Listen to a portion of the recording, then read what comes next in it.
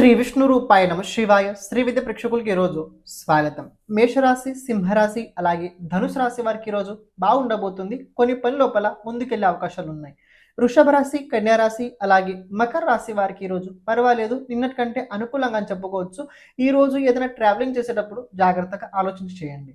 మిథున రాశి, తులారాశి అలాగే కుంభరాశి వారి కనుక చూసుకున్నట్లయితే ఈ రోజు నిన్నటి కంటే బాగానే చెప్పుకోవచ్చు.